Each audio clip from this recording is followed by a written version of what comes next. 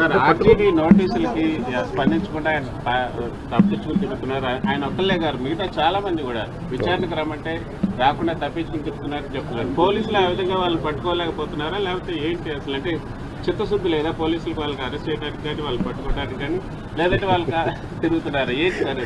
Let the police do their job, let me do my job.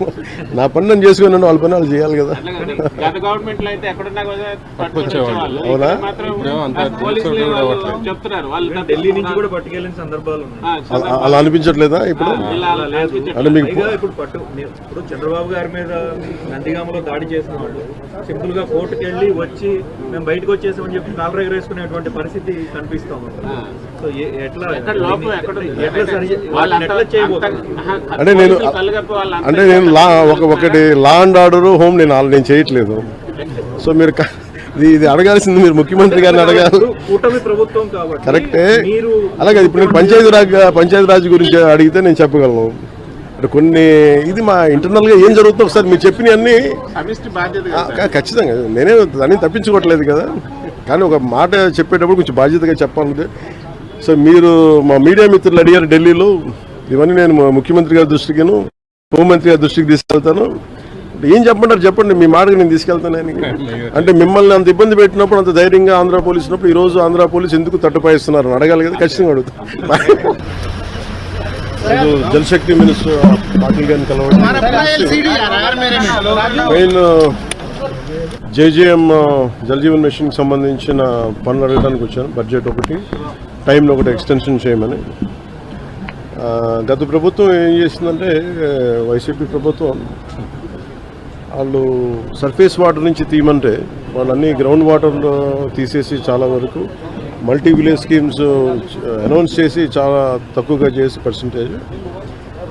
ఒకటి matching grant ఇవ్వకపోవడం వల్ల మన కేవలం లెస్ దెన్ 2,000 కోట్ల రూపాయ వాళ్ళు రాష్ట్రానికి వాడారు. వాళ్ళు మ్యాచింగ్ గ్రాంట్ ఒకటి ఇవ్వకపోవడం, ఇంకా మనకి 16,000 కోట్లు ఇంకా వాడుకోవాల్సింది. దానికి సంబంధించి ఒకటి, అలాగే ఈ సర్ఫేస్ వాటర్ నుంచి తీసుకోవాలని కొంచెం ఎక్స్ట్రా ఖర్చు అవుతుంది, దీని మీద మాట్లాడుకున్నాం. సో ఒకసారి వాళ్ళ సహాయ సహకారాలు అడగటానికి, అలాగే ప్రధానమంత్రి గారు కూడా ఇంకా ఒకసారి తెలియజేస్తామని చెప్పారు మనం అడిగిన ఇవన్నీ డిమాండ్స్ అని. వీటికి సంబంధించి వాడిని అడిగిన మేజర్ రెండు, ఒకటి బడ్జెట్ని ఇంక్రీజ్ చేయమని చెప్పాం, రెండు టైం జేజేఎంని టైం లైన్ ఇంక్రీజ్ చేయమని చెప్పాలి. అలాగా అది మనం 27 దాకా అడిగాం. అది ఇప్పుడు రేపు అన్ని రాష్ట్రాలకి ఇది అవసరం, పూర్తి అనుకున్న నిర్ణీత వ్యవధిలో అవ్వలేదు. అందుకని వాళ్ళు అది చేస్తానని చెప్పి అది ప్రధానమంత్రి గారు నిర్ణయం తీసుకోబోతారు. రేపు పొద్దున కలిసిన ప్రధానమంత్రి గారిని వారికి తెలియజేస్తాను. లేదు, నేను మాట్లాడలేదు, ఇప్పుడు మన ముఖ్యమంత్రి గారే మాట్లాడతారు. లేదు, ఉన్నాయి, వాళ్ళు అదే చెప్తా ఉన్నారు, వాళ్ళు వాడలేదు. అందుకనే కదా ఈరోజు అంటే మనకి నైతికంగా కూడా బలం ఉంది. కాకపోతే ఏంటంటే గత ప్రభుత్వం చేసిన ఈ తప్పులన్నీ మనకి వారసత్వంగా వచ్చినాయి. అది వాళ్ళు చేసిన తప్పులకి ఈరోజు మనం మాట పడాల్సి వస్తుంది, మాట పడుతున్నాం. ఎందుకంటే ప్రజలకు ఇచ్చిన ఇది ఇంకొక ఆల్రెడీ మనం ఇంకొక 2-3 వారాల్లో దీనికి కంప్లీట్ డీటెయిల్ ఒకటి చేస్తున్నాం. జేజేఎం సంబంధించి డిపిఆర్ కూడా ఒకటి చేయాలి. ఇవన్నీ ఒక 2-3 వారాల్లో అయిపోద్ది అనుకుంటున్నాం. ఈరోజు అంటే మన వైస్ ప్రెసిడెంట్ గారిని కలుస్తాం సాయంత్రం, అలాగే రైల్వే మన మినిస్టర్ గారిని కలుస్తాం, ఫైనాన్స్ మినిస్టర్ గారిని మన నిర్మలా సీతారామన్ గారిని కలుస్తాం.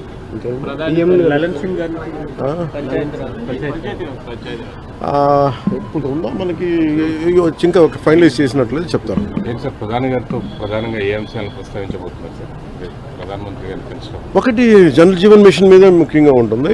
అంటే ఎందుకంటే ప్రధానమంత్రి గారి కోరిక, అంటే ఆయన కళ ఇది, ప్లస్ ప్రతి ఒక్కరికి రక్షిత మంచినీరు ఇవ్వాలని, దానికి మేమందరం కమిటెడ్గా ఉన్నాం. అందుకనే ఒక మోడల్ స్టేట్గా చేయాలనేది ఆయన నా అభిప్రాయానికి తెలియజేయడానికి.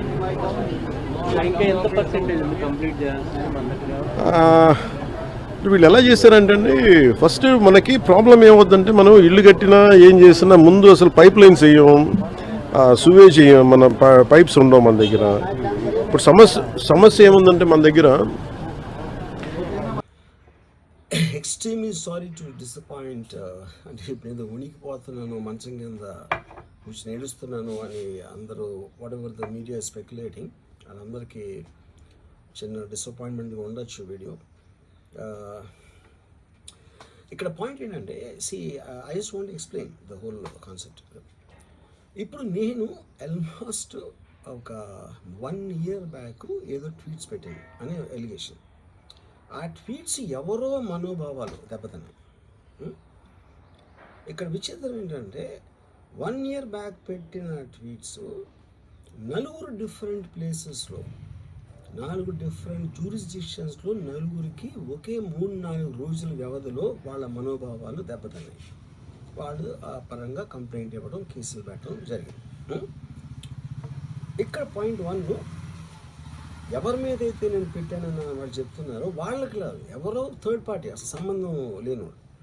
సో ఆ కాంటెక్స్ట్లో అసలు ఈ కేసు ఎలాగా, ఈ సెక్షన్స్ ఎలా వర్తిస్తాయి అనేది అప్పుడు ఆబ్వియస్గా నాకు వచ్చే అనుమానం కానీ, నాకు కానీ నా మనుషులు కానీ, ఇది ఒక పర్సిక్యూషన్ చేయటానికి ఒక పద్ధతి ప్రకారం ఉన్న ఎలోబుల్ లాస్ని వాడుతున్నారా, లేకపోతే ఇప్పుడు వరల్డ్ ఓవర్ ఒక ఫినామినా ఏం జరుగుతుందంటే పొలిటికల్ పార్టీస్ వాళ్ళు they are weaponizing the systems of the police. అది అమెరికాలో జరుగుతుంది, యూరోప్లో జరుగుతుంది, ఇక్కడ కూడా జరుగుతుంది. అప్పుడు నేను ఏ ఒక్క వ్యక్తిని, ఒక పోలీస్ ఆఫీసర్ని కానీ, ఒక పొలిటికల్ పర్సన్ కానీ నేను బ్లేమ్ చేయట్లా. I think it happens in certain ఒక ఏమంటారు దాన్ని, ఒక వే.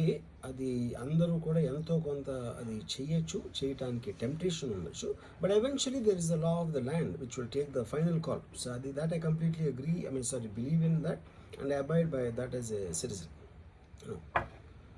సో ఇప్పుడు ఇక్కడ జరిగింది ఏంటి, నాకు ఒక నోటీస్ వచ్చింది, నేను ఒక రిప్లై ఇచ్చాను, ఫలానా చోట ఫలానా తారీఖు నేను వస్తాను. అప్పటికి నాకు జరుగుతున్న పని ఒక ఆన్గోయింగ్ షెడ్యూల్ ఉంది కాబట్టి, నాకు ఫిలిం వర్క్ ఉంది కాబట్టి అవ్వలేదు. అండ్ ఇట్ ఈస్ వేరే ప్రొడ్యూసర్కి చేస్తాను, ఆ ప్రొడ్యూసర్కి నష్టం వస్తుంది కాబట్టి నేను మళ్ళీ టైం అడిగాను. ఇదేంటి కేసు, ఇదేం అర్జెంట్ కేసు అంటే 1 year తర్వాత ట్వీట్ చూసిన అతనికి 1 weekలో అన్నీ అయిపోవాలనేది ఏమన్నా మీనింగ్ ఉంటుంది అసలు దానికి?